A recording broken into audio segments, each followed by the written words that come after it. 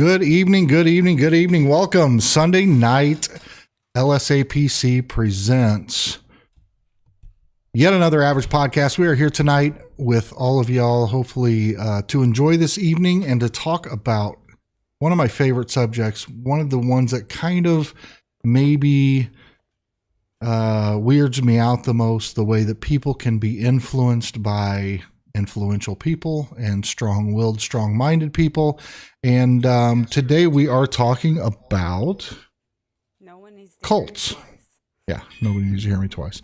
We're talking about cults. So very interesting to see what topics we get into and the cults that we talk about today, the different types of them. As always, you know that we are joined by my co-hostess with the mostest, Mitchie. Hello, Mitchie. Hi. How are you? Can you hear me because you didn't fix my mic? No, everybody can hear you just fine right there. Okay. All right. Hello. Hi. How are you? I'm Good. good. Good, You good, ready for good. this one? I'm ready for this one. This one's going to be an exciting one. You and I both know that we like our cult stories. Yes, but I know you that tread lightly on subjects of this matter. I will get into why I tread lightly with that here after a bit when we get into a couple of different things. So, but yeah, I do, in certain circumstances, I do tread lightly. And keep But in I'll mind, talk about that. everybody, this is our opinion and nobody else's. Yes. And, So we all have our own thoughts on cults and what a cult actually really is. yeah, let's go through the disclaimer real quick because it'll be important to this topic. But here we are. The views and opinions expressed in this podcast are solely those of the hosts and guests and do not necessarily reflect the official policy or position of any organization or entity. Listeners are encouraged to critically evaluate the information presented and form their own opinions. Yes, we're going to let you form your own opinions and share your opinions if you so choose to in the chat, but we are going to... And nobody's judging here, so... Yeah, there is no judgment here on our part. Speak freely. We have a lot to cover, from kind of well-known cults that we've all talked about and most people know about, to some that are a little bit more obscure, with the overall theme being always one heavily influential person who creates a system, or a number of believers, captures a number of believers, people who want to follow this individual, and then they ultimately take over all aspects of their life and control them from multiple levels, getting them fully committed into their cause, and then ultimately they often, most times, have very negative and consequential outcomes.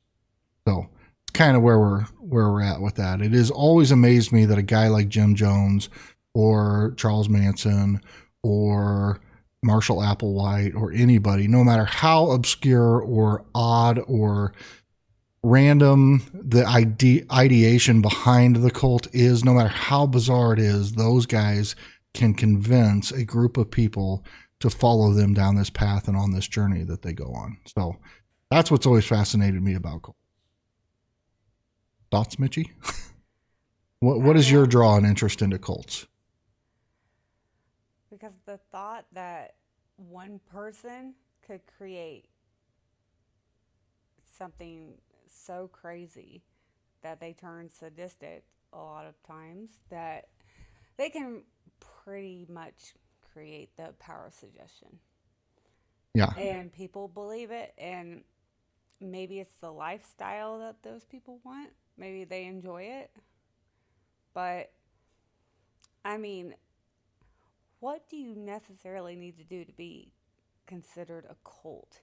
Because you don't have to just hurt people. It could be something completely different where they are just brainwashed. Right. So there was a guy named Stephen Hassan, who was a licensed mental health counselor. He came up with what is called the BITE model, BITE, and it is... well, it was him and a former cult member came up with that to understand and evaluate the control mechanisms used by cults. Okay. So essentially the BITE model is B is behavior control, I is information control, T is thought control, and E is emotional control.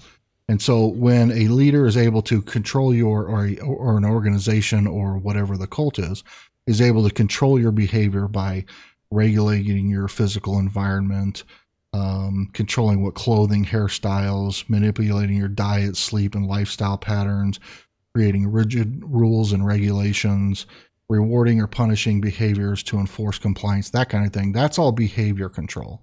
Okay, so then information control is deliberately withholding or distorting information, spreading propaganda and misinformation, discouraging access to outside information, encouraging spying on other members, getting one member to tell on another. You see that in a lot of modern day religions, or so-called religions, but that's what I'll get into more here, Bruce. Siblings. Thought control, or using, on the behavior control or information control, also using a system of rewards and punishments to encourage compliance.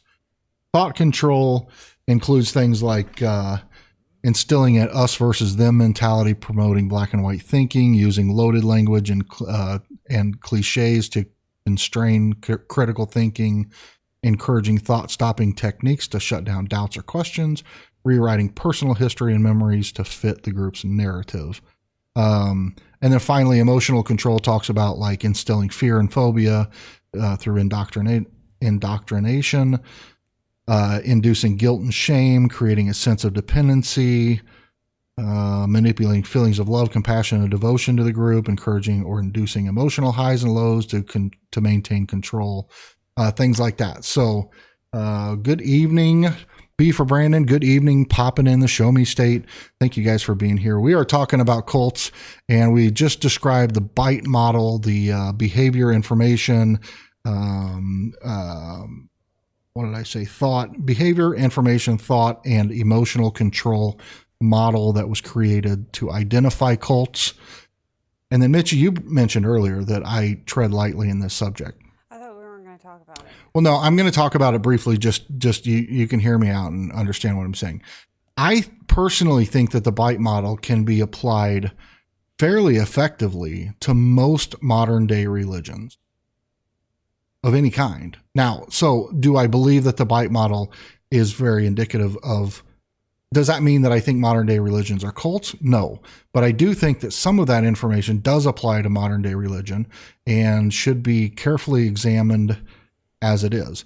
But what we're talking about today are going to be specific cults that we know of from the past and what influence they've had in our lives and in our times and the history of them and so forth. But that's the only thing I really wanted to say about the BITE model, is because you have to be careful, because a lot of that does apply to modern day religion, controlling what information you access, controlling telling the story they want you to understand it to be, not necessarily the way it really is, rewriting history, that kind of thing, telling you what to wear, how to act. You talk about, a lot of people think that, Bohemian Grove. A lot of people think that like Scientology, a lot of people call Scientology a cult. Some people don't, right? But they definitely have a system of tell on your friends, tell on other people if they're violating certain things. So there's pieces of the BITE model that affect everything. B for Brandon says, my wife used to be Mormon. She's not anymore, but I 100% now believe it's a cult. There's a lot of people out there that believe that as well. I've got personal experience within the Church of Jesus Christ of Latter-day Saints, so I can probably will and still have family that are Mormon, and I will probably refrain from discussing that as a topic for tonight's conversation, but would be willing to openly talk about it with anybody interested more privately. So we're going to get down to the nitty-gritty. All right. I want to ask a question. Yeah, ask. If you were going to create a cult, what would it be? What would be the purpose? So what would be the purpose? See if you can't pull that mic a little bit closer to you. I asked you. I know, but just pull it closer to you. I am, but it's like knocking me. Okay. I got this. All right, you got it. What about yourself? Now answer my question. If you were going to create a cult, and here's the thing, I don't know if all cults are all bad. Do you know yes. what I'm saying? Like, but yes, they are. Yes. Wait a minute, they're not, because you literally said that garden one in That was a commune. It was a community. That was a commune. Now, I still think that those are bad to a degree because that is a form of, and not to get political, but that's a form of socialism or communist type rule where it'd be very easily for one person to gain control and become the all-powerful within that. That show was dedicated to cult or commune. That was the name of the show. But ultimately, I mean, when you watch the show, it was a commune of people that were free to come and go. A lot of people came, a lot of people left. So, you know, whether you call that a cult, I don't know. It's up. Was a cult.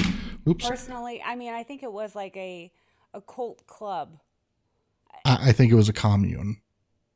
No. Yeah. Hello, Milky. How are you, brother? So if you were going to create a cult, sorry, I know I'm straying away from your stuff. That's okay. But what would be the purpose? Okay, so I'm going to cop out. Okay? I'm going to cop out of this question. I wouldn't start a cult. Are you pleading the... I wouldn't start a cult because I wouldn't want to have mind control or control over that many people to do anything and everything that I say. What I would rather have is a community of people who share the same vision and share the same life experience that they wanted to, you know, share together and live that way. Now, that doesn't mean that what I own is yours and yours is mine and we're all pooling our funds and we're all doing, yeah, and I'm not married. So, but so I'm not trying to make it sound like I would create a socialist environment. I just like to surround myself with like-minded people that are interested in the same thing. So I don't know that I would create a cult. I've talked a lot in my lifetime about how fascinated I am with cults, that it would be very interesting to see how easy it was to start one. But I've never obviously done it. I'm not that narcissistic. I'm not a psychopath. So I'm not going to do it. You know, but I there's know that. What you would create. What? It would literally just be another business you'd create. It would just be another business I would create. If I was to start one, it would probably be more on because there are different types of cults.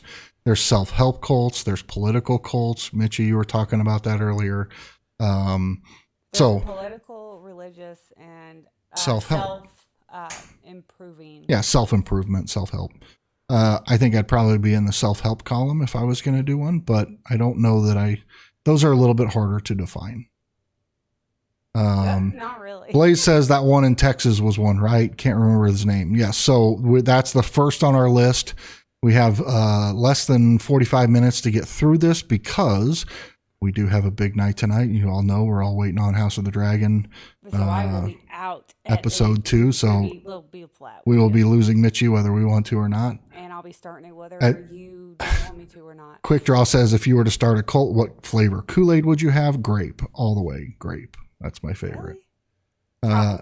Mark Schaefer, hello. Good evening. Sitting at Cheesecake Factory thinking about cults. All right. We like it. We like it. Jealous. So, okay. Go back to Anthony Blaze's question real quick. That was called the Branch Davidians. David Koresh was his name. One of the more well-known cults. They were a religious cult that broke away from the Seventh-day Adventist. They were very strict, followed the letter of the Bible under Koresh's, what do you say, his description, his interpretation of it. This is Waco. Okay, this is Waco. That's all. Sorry, you didn't. I don't. Yeah, most people know it by Waco. I know, but David Koresh, Branch Davidians were those in Waco. They amassed a large number of arms. They were a doomsday cult. They were predicting the end of times. They thought after the apocalypse that one group would rise up and rule all, and it was going to be the Branch Davidians. And so they started amassing weapons. The FBI, ATF got notified. The FBI got involved.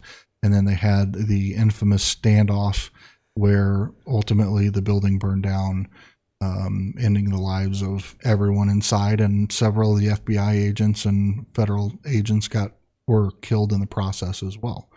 So it was a big shootout, all live on TV, very crazy. And then the outcome was the building caught fire. A lot of conspiracies around that. A lot of people think the government set the fire. A lot of people think that they set the fire.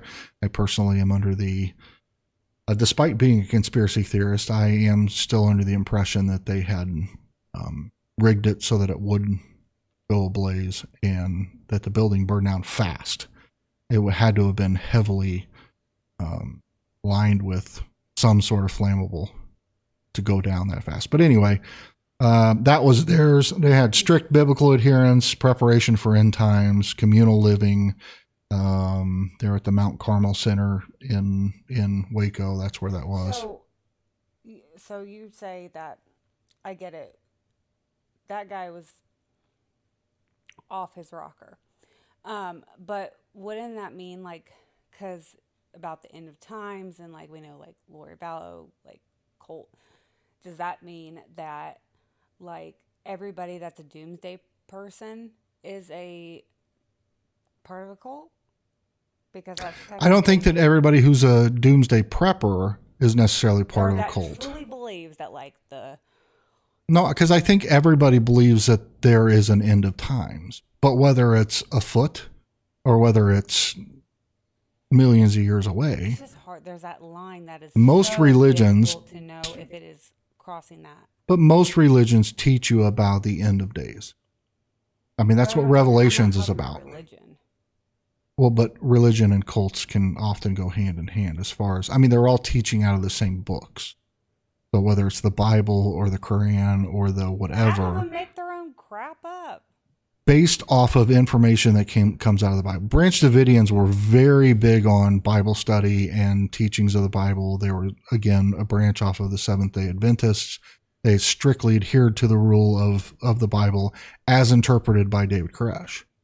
Milky says the Targaryens are a cult, I'd say. I like that. But yes, it was definitely rigged to burn fast. What's up, Johnny Knight? And Poppin says, I remember watching the video every day. I remember that almost as vividly as I remember like 9/11 and some of those other big events that have happened in my lifetime. My other thing is, I mean, take religion out of it for a second. Cause I don't know that you can. You can. Okay. You can, because some of them just believe in, like, they're just the next one we talk about is going to be one you're referring to. Yes. Okay. But there's that fine line, and let's take that part out of it. But is it just because if, like, there's like either a mass people passing, or is it like where, I mean, that defines a cult? Sometimes people just don't die in these things. Sorry. No, absolutely. This next cult that we're going to talk about has members within our society today. Even though the end outcome of that was a mass ending of lives. So we're talking about Heaven's Gate, right? So now Heaven's Gate does fall into the category you're talking about. And I agree with Charles. He says, I believe it's the same teachings, just depends on how it's interpreted and to what extent they take it to, except that this is somewhat of an exception to that rule because they weren't biblical in any way. These were people, Marshall Applewhite and Bonnie Nettles, they created this thing, and it was all revolved around an extraterrestrial life form that the members believed that they were extraterrestrial beings who had come on Earth in a mission to help humanity and achieve a higher level of existence. And their bodies were nothing more than, what do they call them? Vessels for their souls, right? And so when they ultimately thought they were here to help the human race, they believed in a higher plane of existence, which they referred to as the next level. It was a place of superior, immortal beings free from human desires and suffering. These are the ones that castrated themselves. All the males in the religion castrated themselves. There was no sexual component to any of the cult. Most of them in some crude back alleyway. Yeah, absolutely. UFOs, Heaven's Gate followers believe that UFOs were vehicles for them, for the beings from the next level. They thought that an alien spacecraft would come take them to this higher plane of existence, which leads us to the, then they had the rejection of earthly attachments. The cult advocated for renouncing personal possessions, family ties, and earthly desires to prepare for their transition, which led to the Hale Bopp comment in 1997. The Hale Bopp comment that comes around every, I don't know, however many years, long time, came around, and they believed that the spaceship that was picking them up, taking them to the next level, was in the tail of that comet. And so that was the time that they needed to shed their vessels to go join the spaceship. And the ones that were there in attendance at that time drank a concoction of various things. They dressed in the same outfits. They laid down in bed in the same way, covered in a very specific manner, and they left this earth. But not everybody was there. There are still Heaven's Gate members to this day that are with us that missed the opportunity to jump on the ship. Mr. Holly English, what's going on? Comet Bob to come around. Huh? They're waiting for Comet Bob to come around. I mean, there's always a comet or something that, that whether it's Halley's Comet or Hale Bopp, or, I mean, there's comets that are going to come. Poppin says he believes Chick-fil-A's a cult as you drink from your... I'm starting to believe that Cherry Dr. Pepper is a cult because it has fully switched me from Pepsi. All right, so that's Heaven's Gate cult. This guy in his videos too. Yeah. With this one, like if you ever look up their videos, and watch him speak, it will. I mean, there's been several times even you have had nightmares. It's very odd. I like documentaries over that stuff when we go to bed. It's very odd, and that's the fascinating part to me, is that somebody like him and a personality like him can find the level of followers that he had to do such things as castrate themselves, as commit that final act to go to a spaceship that they can't see and shed their vessels. Like, it's just so bizarre to me that is. You have to find people that are literally so vulnerable to yes. anything. I mean, that are looking for a purpose or have mental issues or are going through rough times or any type of thing. Like, you have got to find that. And once you get a bit of a following, then it seems like it just fluidly happens. It's sort of like... They create a business. It's sort of like, yes. So then word of mouth spreads, people start recruiting, things happen, and next thing you know, you go from 3, people who believed you to a dozen to 100.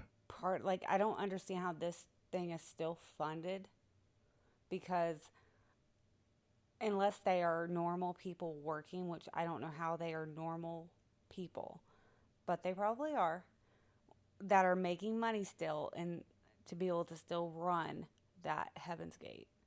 Well, but I don't think anybody's running it. I think there's people who just identify still with the belief systems that they had.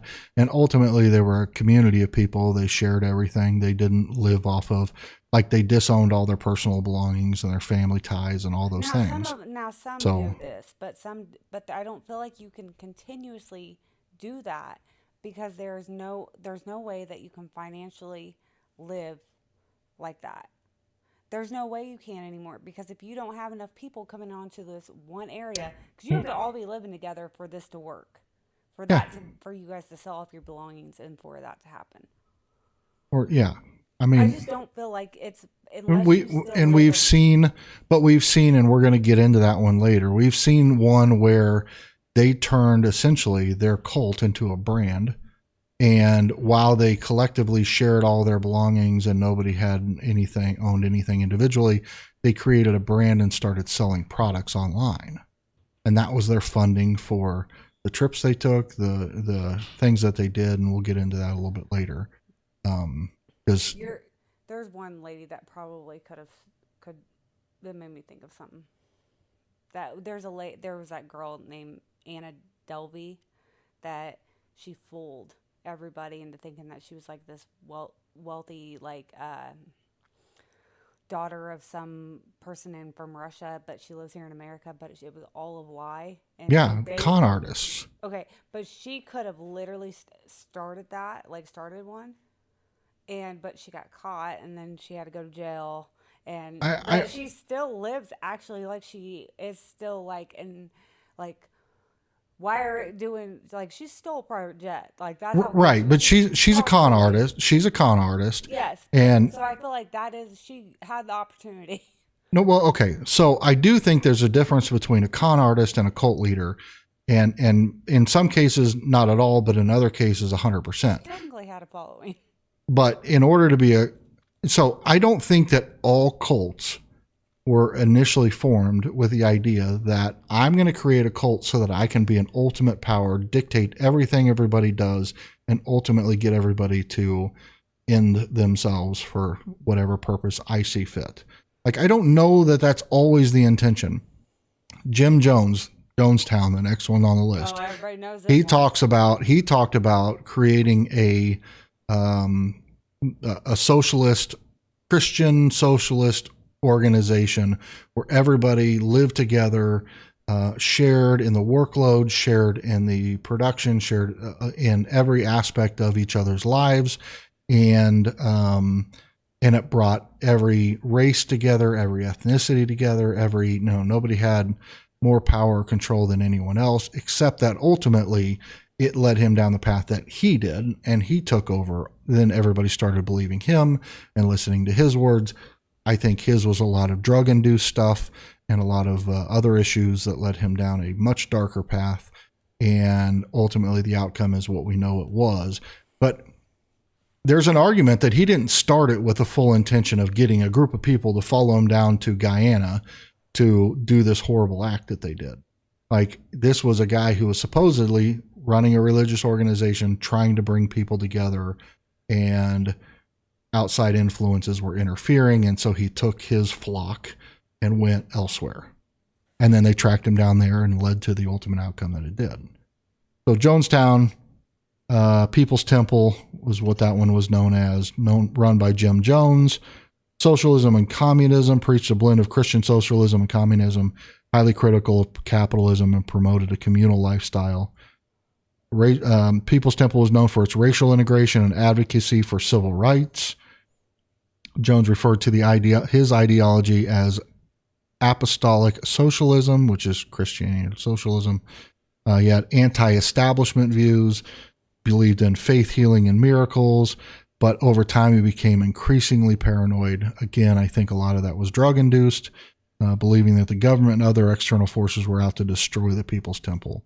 That's funny, though, because he paid the government to keep them safe in the area that they were in. Yeah. People they were out in the jungle. They were like in Guyana. When they got to Guyana, they paid outside sources to protect them. Yes. People pledged their unwavering, absolute loyalty to Jones. And then the tragic culmination of these beliefs occurred on November 18th, 1978, when he orchestrated a event that ended over 900 people's lives, including many children. So, November 18th. Put that in your notebook and savor it, Mitchie. I will. So again, I'll ask the chat this. Do you think that all cults are started with the intention of being a cult? Or do you think it's possible that some of them are started with good intentions and ultimately lose grounds? I can fix Mitchie's mic. I think they get what? Oh, Your mic was low. There's a button, a volume button on the side of it. Just hit the plus sign. well, what did you do? Mess with that too? No. Is that better? Yep, it's good. Okay. And you might just have to talk up a little bit. So go ahead, say what you're going to say. I don't think that all of them are started in that setting of that they want to start a cult so they can have power and have control and have money and have. But I'm like, don't you think if now some do, but I'm thinking like, Do you know how exhausting that would be to say, like, oh, let this snake bite me and I'll come back from the dead? Yeah, Poppin says, I think that, no, not at all. I think most are started for a good reason. I agree, and I think there's always just one or two people involved in the whole thing that become insatiated with the idea of power and control. I think it almost becomes, it just starts, the attention gets to you, feel good, and then, but I also think that some of them are also already like predisposed psychopaths or sociopaths. I definitely think narcissists are narcissists and sociopathic people are sociopathic, and that one can lead into the other. But I don't think that psychopathy or sociopathy, or I didn't say that right, narcissism will necessarily lead people to do horrible things. There are a lot of CEOs of businesses and so forth that would be qualified as narcissists, or a lot of doctors, even surgeons, narcissistic and sociopathic, lack a little bit of that empathy towards other people. But I don't think all of them mean harm. I think they can all be very effective, useful in normal day-to-day life, as long as they don't attach themselves to something that lets it get out of control. And here's one that probably didn't start out as a cult. Mother of God, that one. Right. So we're going to get into that. That is on the list. And that's the other one I was telling you that, and we can skip ahead to it because the idea was, let me see if I can find it. It's deep in our list because we're going to start with the ones that were most well known and then go to least. But this is the Love Has Won cult, also known as the Cult of Mother God. And that was a religious movement founded by Amy Carlson. And she was more of a free-spirited kind of hippie. But she wasn't. Commune style living where people were just drawn to her. But then she took on this anamorphosis of I am now Mother God and on earth to fix all the problems in the world. And if you believe in me, then we're all going to go to, and it wasn't even heaven because they believed in a spirit. They believed in more like Marshall Applewhite's teachings of extraterrestrials. They were in line with that. And it is weird though, how her upbringing and how she was a mother and like she was married and everything was fine. And then all of a sudden she decided, I don't want to do with this anymore. And something clicked and then she turned into this Mother of God person. Yeah. And because that was like her, and she was perfectly normal up to a point in her life. And then she walked away from all of it. And then decided that she was a divine being, an incarnation of a goddess in the embodiment of various religious figures, including Jesus Christ. And she was Mother God. Money was what actually ended up killing her. Right. So they turned their cult into a brand, like a business, right? They were online. They were using live streams through YouTube and other live stream services. They were broadcasting to a number of people. It looked like fun and games. Everybody was having a great time.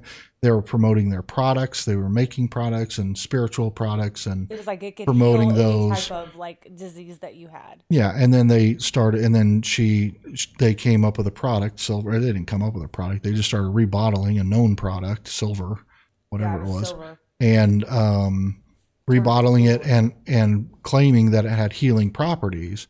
And then when she started to get sick, she started drinking that herself because she believed it. And ultimately, she overdosed on it. Her skin turned blue. She turned blue, and she ultimately passed away. She had these visions that, like, all right, they're coming to get me. They're coming to get me. So and they would wait constantly for this.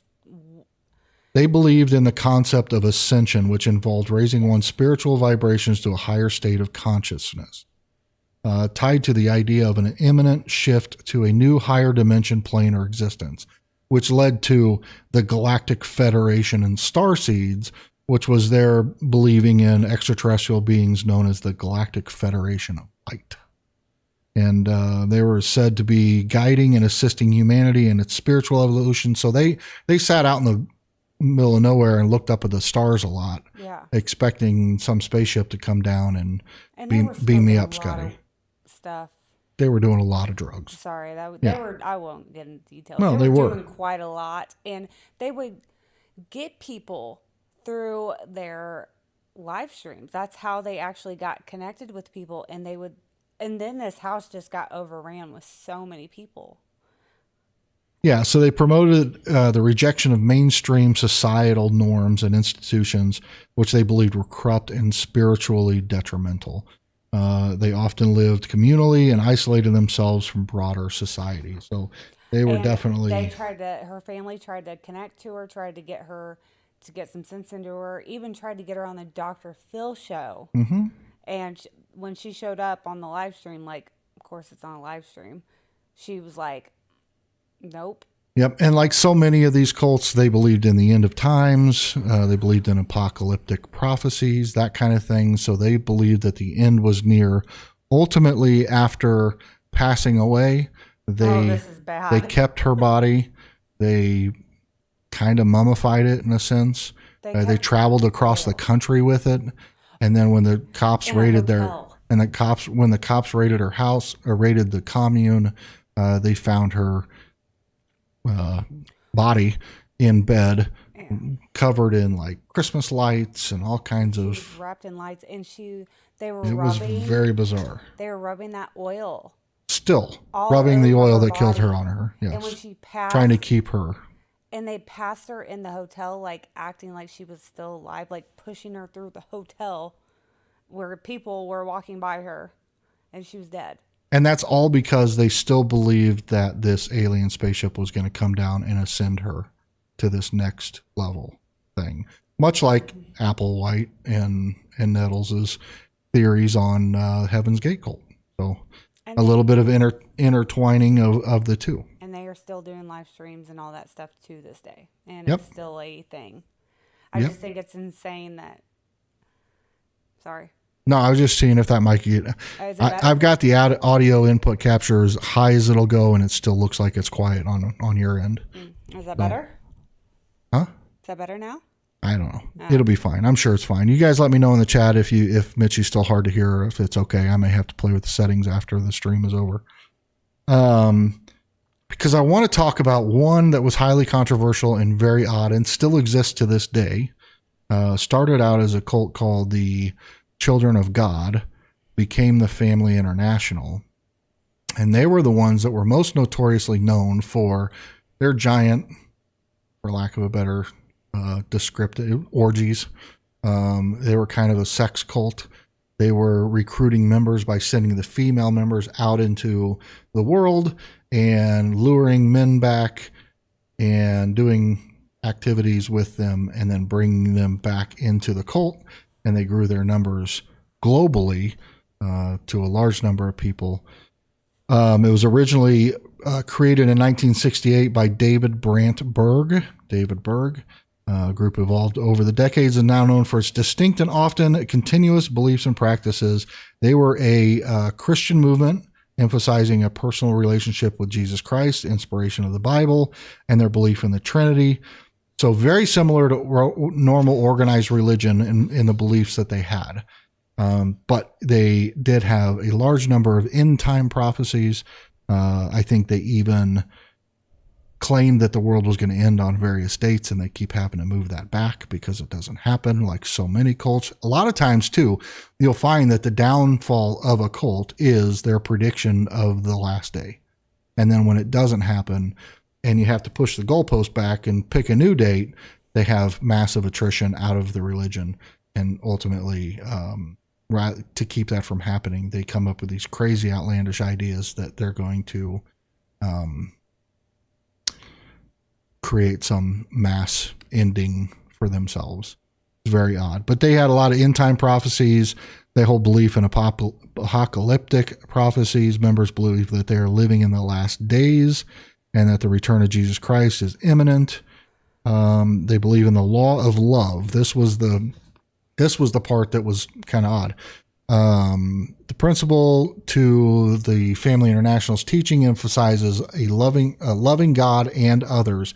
David Berg's interpretation of this law extended to controversial views on sexuality, promoting free love among members, and the use of sex as a means of proselyting, and the practice known as flirty fishing. They actually named it flirty fishing, where they would lure these people back in under the guise of this. There were married couples within the religion, but they didn't practice, monogamy. Well, they didn't do that. They all just did their own thing. So the early years were marked by highly controversial practices, including the promotion of sexual relationships as a means to recruit new members. What led to widespread allegations of abuse, including the exploitation of minors. So they got a lot of heat and a lot of attention. Following the death of David Berg, his widow, Karen Zerby, took over leadership and under her guidance introduced the Love Charter in 1995, outlining the rights and responsibilities of its members. So it changed it to be less controversial, despite... That's a good point. Despite that. So they reorganized, they did a number of changes. They still exist to this day. They continue to face criticism for its past actions and ongoing secrecy, but their group remains active, focusing on evangelism and humanitarian efforts worldwide. So they try to distance themselves from the past, but the past is always going to be there, and that's just what it is. So very interesting. We have two more to get through here real quick. We got about 15, 20 minutes. Humberto, welcome in, says, I never hear of Jewish cults. So there is, I just Googled that because that is, I know that, I guess that would be considered that stuff kind of like, I don't know. Every time we watch something that has to do with like horror. Oh no, there's so many different, no, it's just like anything else. Catholics have 30 different variations of Catholicism. Jewish have different denominations of a cult Judaism. Confused, or that has to do with. What is it called? It's called Lev Tahor. We'll have to do some investigation or research on that and get back. But yeah, I don't hear that a lot either. It happened in like 1988, and it consists of 200 to 300 members, and they did practices of lengthy prayer sessions, arranged marriages between the teenagers, head to toe black coverings for the girls and women beginning at the age of 3. The group has faced accusations of kidnapping. I have heard of this one. I've watched some things on it. I forgot about it. I just Googled it, and that was one that came up because I was curious, because I have not actually, that is not something that I guess is brought up. Well, there's so many, and we could do 30 episodes on this and talk about hundreds of thousands of cults that are little known or lesser known. These were more of the more known, and then a few of the outliers. Sorry, I didn't mean to. I'm just curious. I wanted to look it up. So the next one on our list is one that Mitchie, you talk about often, and we've watched the movie on. We've seen various things on, but it's called The Family, not to be confused with the Family International. This is the also known as the, I'm not going to pronounce that, Park Association, or the Great White Brotherhood. It was an Australian New Age cult led by Anne Hamilton Byrne from the 1960s to the 1990s. That lady's crazy. So that lady's cornbread was not cooked all the way through. Right. That cult combined elements of Christianity, Hinduism, Buddhism, with Hamilton Byrne representing herself as the reincarnation of Jesus Christ. Cuckoo. She is the one that had the multiple children, and they all were dressed identically alike, and they all had the bleached white hair. Well, they looked like the Targaryens. They all had that bleached white hair. They looked like the Brady Bunch. Yes. They look like the Brady Bunch without the brown-haired kids. Yep. Group primarily operated primarily around Melbourne, Australia, and had a significant influence over its members, who included professionals such as doctors, nurses, and lawyers. And that is how. So their connection to doctors, nurses, and lawyers were their connection to recruiting children through adoption agencies or backdoor adoption deals, where they were able to get kids. Because she had a church. From unwed parents or mothers who were giving their kids up to adoption. These kids would disappear into the system and show up at her house, and there'd be no record of them. So she ultimately controlled that group. She, along with her husband Bill, adopted and raised numerous children, many of whom were procured through illegal adoption scams. There you go. Well, don't you remember how Bill came into play? Bill was the doctor. Well, I know how the movie portrayed it, but I don't know how factual that was. Or not movie, but it was a documentary. We watched the documentary. Yeah. Yeah, Bill. I know, but I don't know how accurate the documentary was. Bill was married to one of the women that lived in the house that helped take care of the children.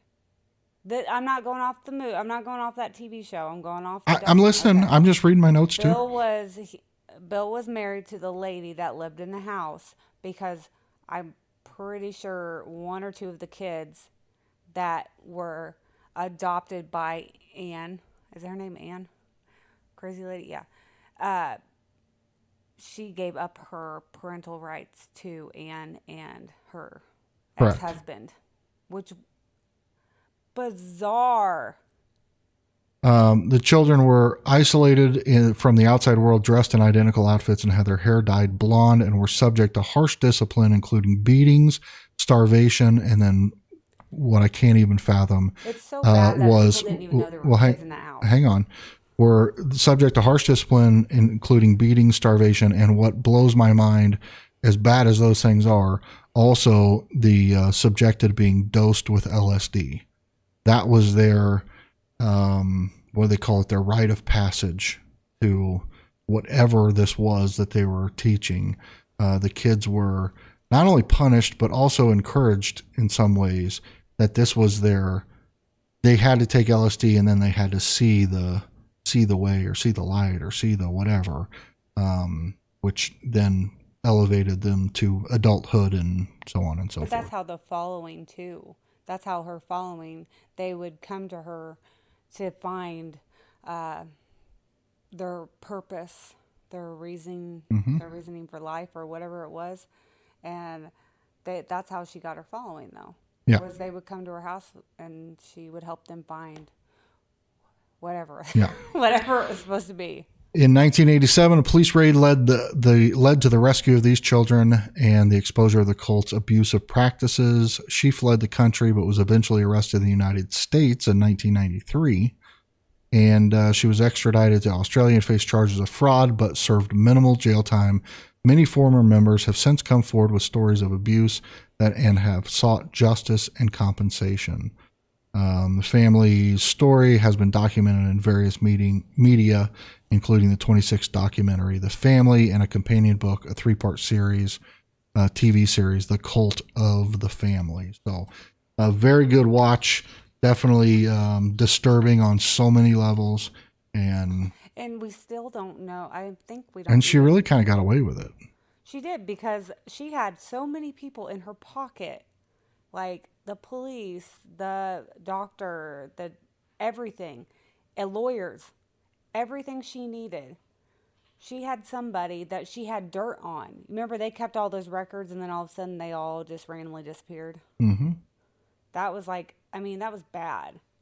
If she got away with, and they're all she those got away people with that a ton. came forward, all those kids that were there were like one or two of them were still like dedicated to her. And then the rest were all so messed up that Yeah. Now, I think last week, or not last week because we weren't live last week, but the week before, you brought up a cult-like group in California, right? That was I don't remember. Based on what the movie we watched, the Bohemian Grove. Okay, so the Bohemian Grove. Now, this next group was also a secret society that was founded in 1984 by Joseph DiMambro and Luc Jouret. and it was the Order of the Solar Temple. This one goes a bit out there as well, because these guys essentially worshiped the sun. They were less bound by, I mean, they had some elements of Christianity linked in, but they ultimately believed that they were,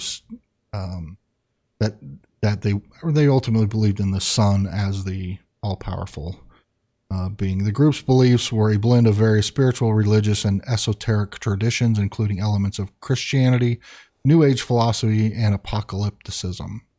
Say that 10 times fast. They believed in they had Neo-Templar ideology, which is interesting because we've done a story on this as well. The group believed that they were spiritual descendants of the medieval Knights Templar and aiming to restore the ideals and spiritual purity of the original Templars. They believed in imminent apocalypse and that they would be spiritually transformed and transported to a new, more enlightened world on the star Sirius. The order promoted the idea that its members were reincarnations of important historical figures, that they would ascend to a higher spiritual plane through their practices and rituals. And central to their beliefs was the worship of the sun and the concept of a solar deity, which they linked to both ancient sun worship practices and modern New Age spirituality.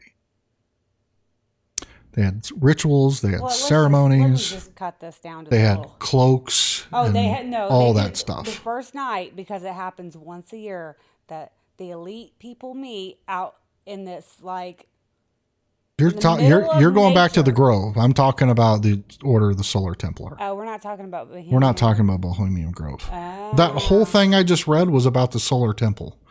Why'd you bring up Bohemian Grove? Because I said, much like that you were fascinated by, this group is also a secret society. Well, they practice and they were all stuff. They're all nuts. Cloaks and there's old buildings there's pictures of the buildings, and they had. Sorry, I got I guess half. Yeah, you just got into your brain about the other one and thought I was talking about that. Owl.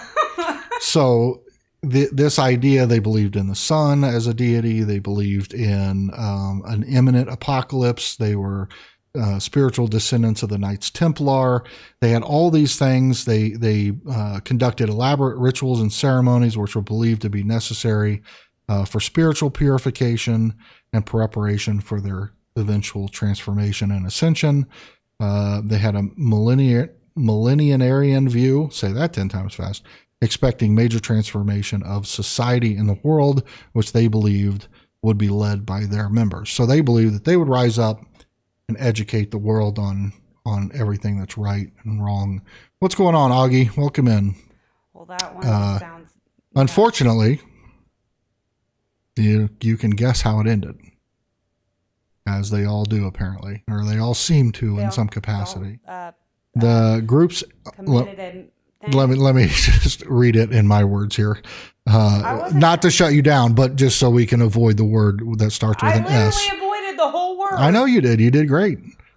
Their extreme beliefs and practices led to tragic outcomes in the 1990s. A series of mass things happened, and murders orchestrated by the leaders of the order resulted in the deaths of many members, drawing international attention and condemnation. What they did was they organized within their temples or their buildings or whatever, and they burned the places down with them inside. And they would find the remains of the members laying kind of around the altars within the building structure that burnt to the ground. Very disturbing outcome on that one as well. No Kool-Aid involved, but fire and brimstone nevertheless. Why? Their end of days prophecies did not come true.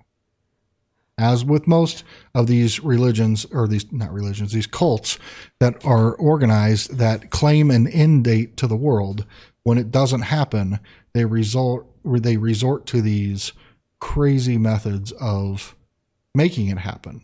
So they say, oh, well, it's not happening for everybody else, but we need to go get on this spaceship that's behind the Hale-Bopp comet.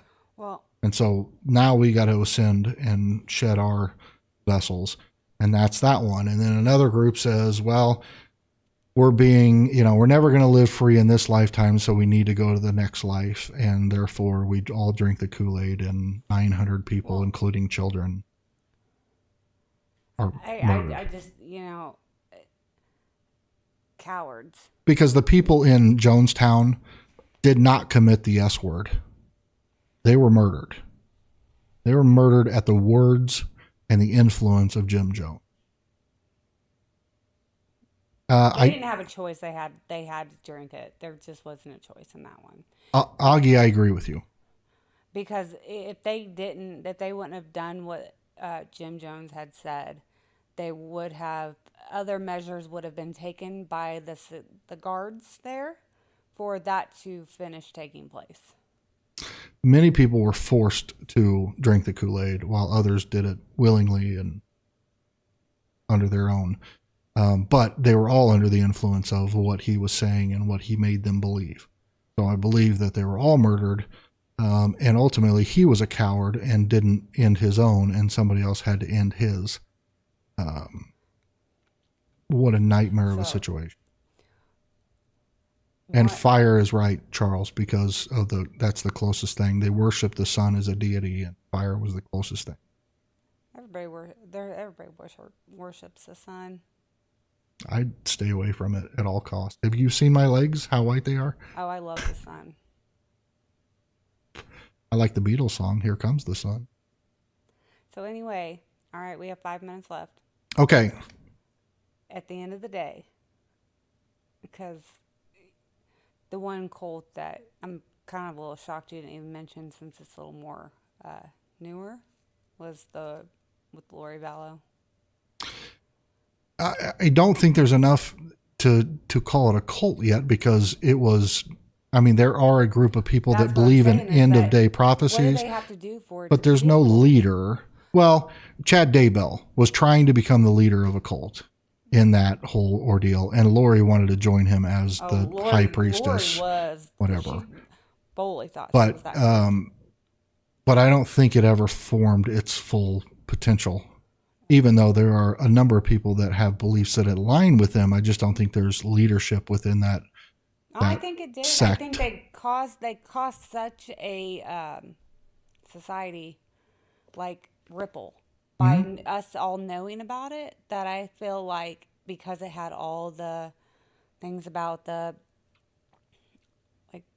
end of the times of the day, and them thinking they were reincarnated, and all that. I know that's a religious type side of it, but at the end of the day, people are gone because of what their belief systems were. No, I think that actually would be considered a cult. Well, I don't. So if Bob Jones down the street decided to kill his family because he believed in some, called it a cult before.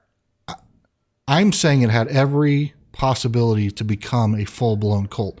I do believe that Chad Daybell was trying to become a cult leader, in that driving that sect of that religion, and that he was establishing a following.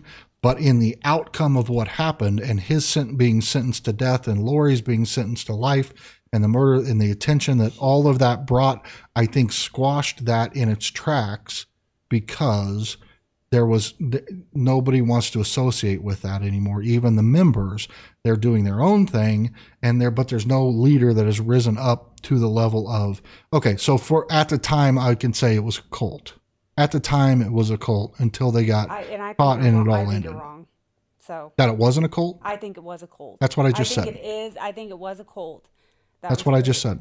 Well, I thought you said I don't agree with you. I said I don't think it's a cult right now. I think it was a cult.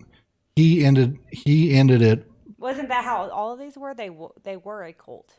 Most of them were. Okay, we're splitting hairs here. I don't mean to disagree with you, because that's not what I'm doing. I do think that had all the earmarks of a cult. I don't think that practice has continued on to the extent. I think that some people still believe in those beliefs, but there's no leadership behind it, and therefore it's not carrying on. Whereas a lot of people in Heaven's Gate still exist. There's still Branch Davidians. There's still all these other ones. They still exist within our society. There are still followers of Charles Manson. There are still all these people that worship these leaders. I don't see a lot of people running around saying they worship Chad Daybell. What the Manson? Though I don't know. Well, people worship the Manson stuff still. I know, that's what I said. That's exactly what I said. Crazy. It's crazy, but I think it's almost just like the hype of what they did was, I mean. Well, I didn't include them in this one because I don't see them, like even though. Whole podcast series. I feel like that's it could be an entire show, even though he portrayed himself as Jesus Christ. That's what he did. That's what he said. I didn't know what he did. I just thought he was. That was way more of a political cult. Oh yeah. Than anything else. They were trying to change society rules and regress us back into a time when white people ruled the earth. And they were trying to create a race war and do all these things. So that deserves an episode of its own, and we will get into that. I agree, because I think that is a little bit more. I just don't think.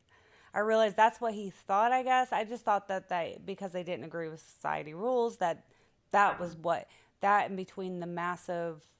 Because usually, serial people, they are solo. It's very rare when there's multiple people. So then I feel like if it's groups of people that do this, I feel like that's actually when it goes into the thing of it's a cult. Yeah. But. Yep. It's 8:01.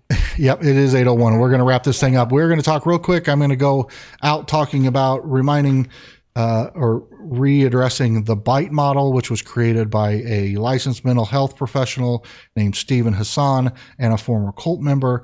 BITE stands for behavior control, information control, thought control, and emotional control.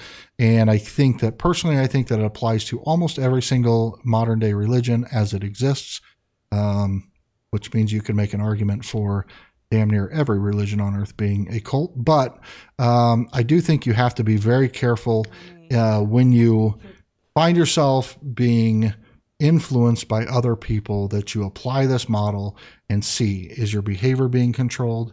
Is the information that you are allowed to receive being controlled? Are your thoughts being controlled? And are your emotions being controlled? And if so, run like hell. Much like marriage, Mitchie. But that's all we got for you today. Make yourself sound like a complete. No, I'm just kidding. 30 seconds of that whole thing. I'm just kidding. But seriously, be very mindful and careful when you are investigating anything for yourself. Do your own research, whether it's about this type of stuff or it's about. Everybody have their own opinions. That's what I said. Do your research. Create your own opinions. Your own research will lead you to making your own decisions about your own life and not allowing other people to have that type of power and control over you in your day-to-day lives. So take that in mind. Keep those, believe what you want to believe and follow it to the end. I'm all good with that. To each their own. I appreciate each and every one of you guys being here tonight. Thanks for all the chat and the fun times. And we have so much more to cover on this topic. But for now, we're going to go sit down, pop the popcorn, and hit up House of the Dragon, Episode 2. And for that, we will... see you in the next one.